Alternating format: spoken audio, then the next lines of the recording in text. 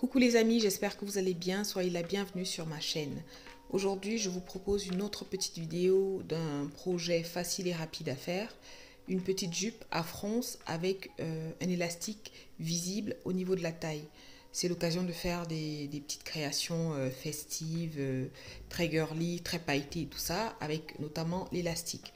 Je vous ai mis à l'image le plan de ma jupe. Donc j'ai deux morceaux de tissu, deux rectangles.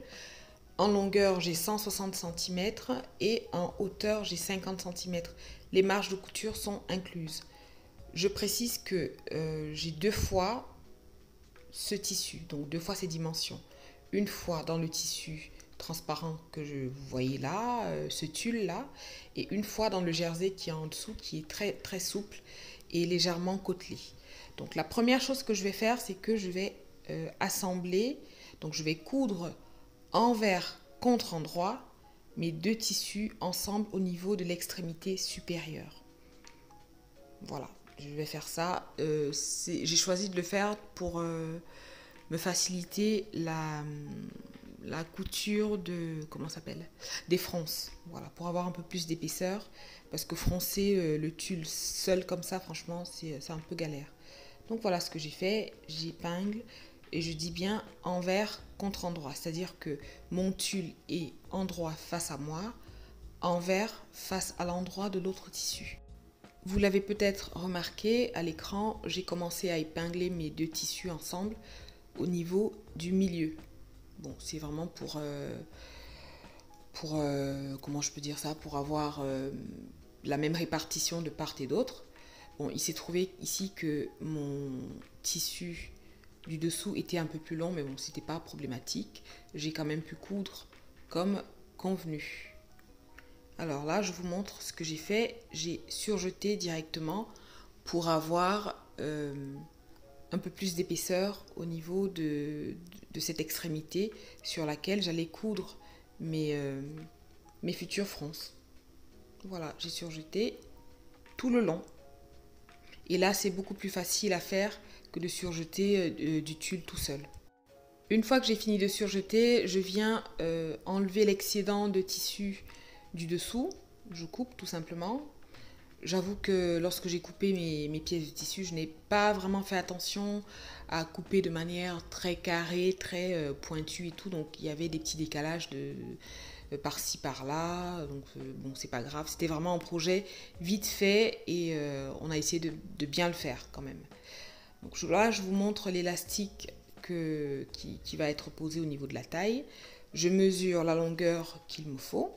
N'hésitez pas à mesurer directement sur le mannequin, donc sur la personne qui va porter la jupe, pour qu'elle soit vraiment à l'aise et qu'elle arrive à bien le rentrer et le sortir. Ensuite là, je vais froncer.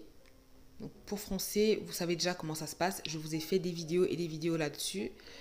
Si vous avez besoin d'informations, les vidéos sont sur ma chaîne. Si j'y pense, je vous mettrai le lien en barre d'infos, le lien vers la vidéo qui vous montre de manière détaillée comment faire des fronces.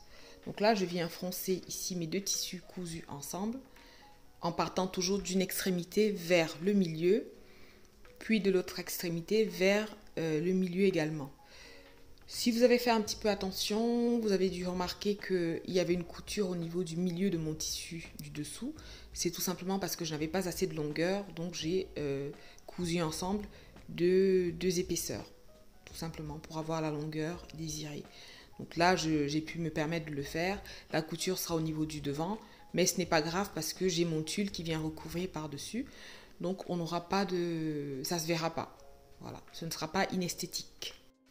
Ensuite, je viens m'occuper de l'élastique. Je vais marquer ici le milieu devant. Vous pouvez le marquer à l'aide de la craie. Moi, j'ai mis une épingle. Ensuite, j'ai passé un petit bout de craie, d'accord, sur l'endroit et sur l'envers. Parce que jusque-là, je n'arrivais pas à voir comment j'allais faire correspondre. Donc, c'était un peu flou. J'étais fatiguée. Donc, j'ai fait des deux côtés pour être sûre que que j'aurais bien mon repère à posteriori.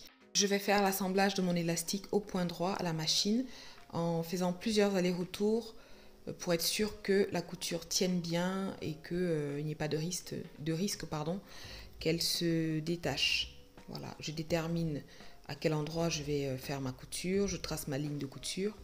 Et là, je vais pouvoir venir, comment je vais dire ça, répartir les fronces de façon à avoir la longueur nécessaire pour la jupe. Je ne sais pas si vous avez compris.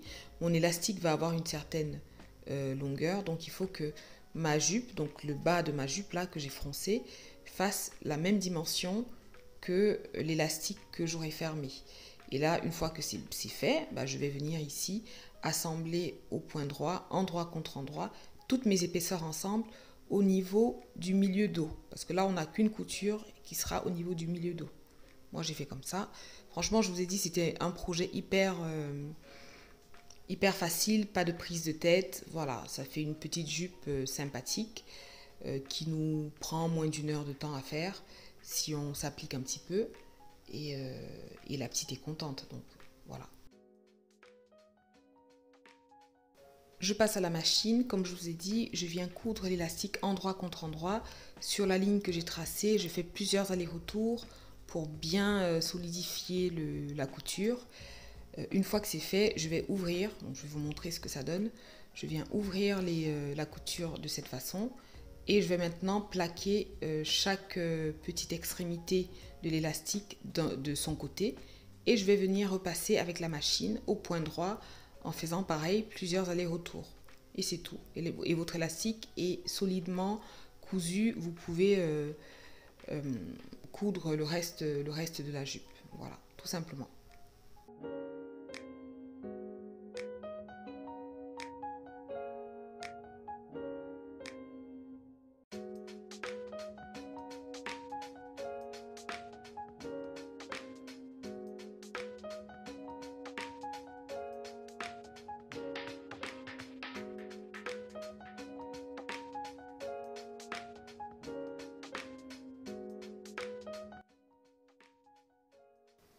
Ensuite, je vais venir coudre la jupe au niveau du milieu dos comme je vous ai montré tout à l'heure. Un point droit, je commence ma couture par un point d'arrêt, je la termine par un point d'arrêt également. Et si vous avez fait attention, vous avez vu que je n'ai pas coupé les fils de fronce, je n'ai pas touché au fil de fronce. Donc, pour l'instant, je couds comme ça. Et une fois que c'est fait, là, je peux venir me débarrasser de mes petits fils de fronce. Enfin, les couper pour l'instant. Je veux dire les fils de fronce qui dépassent là. Pas ceux qui maintiennent les fronces de la jupe, hein, bien sûr. Sinon, on perd toutes les fronces. Alors là, je viens remarquer les milieux de mon élastique et de ma jupe. Et je vais venir épingler comme ça en faisant correspondre ces repères-là. J'épingle tout le long, tout autour. Et après, je vais passer à la couture, au point droit, à la machine. Je m'assure bien que la couture d'assemblage de l'élastique et la couture d'assemblage de la jupe soient bien alignées. On ne veut pas de décalage, on veut quelque chose de propre, on veut quelque chose de soigné, on veut quelque chose de nickel. Bon, ce n'est jamais parfait, mais en tout cas, on y travaille. Okay, on fait attention à ces petits détails-là qui vont, comment je vais dire ça, qui vont rendre nos créations uniques et magnifiques. En tout cas, moi, c'est quelque chose que j'aime beaucoup. Voilà, j'épingle tout autour comme ça. Et après, je vais venir coudre tout autour de l'élastique. Je vais faire 2 coutures. Une première à la toute extrémité inférieure de l'élastique et une deuxième à peu près 1 cm de la précédente. Et après, ma jupe est quasiment terminée.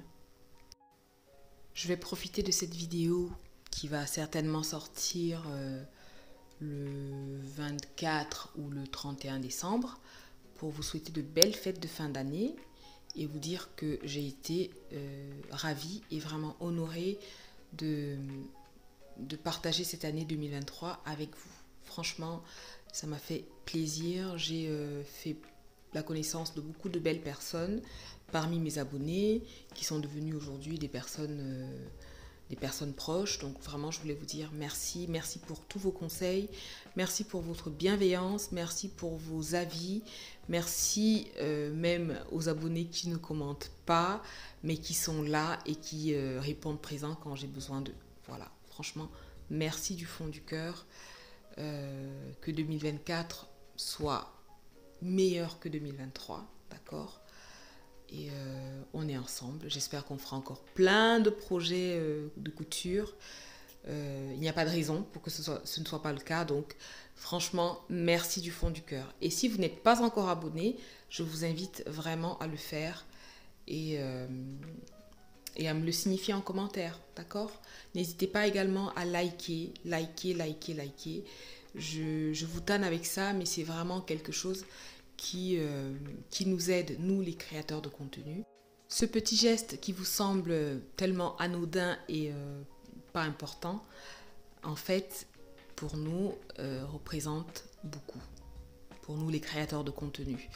Donc n'hésitez pas à mettre un petit pouce en l'air, un petit commentaire et à partager si vous pensez que c'est quelque chose qui peut aider quelqu'un, n'hésitez pas à partager. Voilà. Ça va aider la vidéo à être proposée à d'autres personnes, abonnées ou non. Et c'est comme ça que la communauté va s'agrandir et que les vidéos seront de plus en plus vues et que nous, derrière, on peut avoir une toute petite rémunération. Après, ce n'est pas ça qui compte vraiment. En tout cas, pas pour moi, et je pense que c'est le cas de beaucoup de créateurs de contenu. Mais le fait de voir des likes et des commentaires, ça nous montre que notre travail vous plaît. Voilà. Ça montre un certain engagement et c'est ça le plus important pour nous. Ok ? Maintenant que j'ai fini de gratter les likes et les commentaires, on va retourner au tutoriel. Bon, jusqu'ici, je n'ai rien fait d'extraordinaire. Je vous avais déjà expliqué ce que je faisais, donc pas de problème. Une fois que j'ai fini de coudre mon élastique, comme je vous ai dit précédemment, donc, par le biais de ces deux coutures parallèles, je vais venir détacher les fils de fronce. Là, c'est une opération que vous devez certainement connaître. Si vous me suivez un petit peu, si ce n'est pas le cas, n'hésitez pas à aller regarder la vidéo dont je vais mettre le lien en barre d'infos. Là, je vous explique tout au sujet des fronces. Donc, je viens détacher mes fils de fronce. Je détache tous les fils de fronce, même ceux du dessus. Et là, je commence à avoir un aperçu de ma jupe.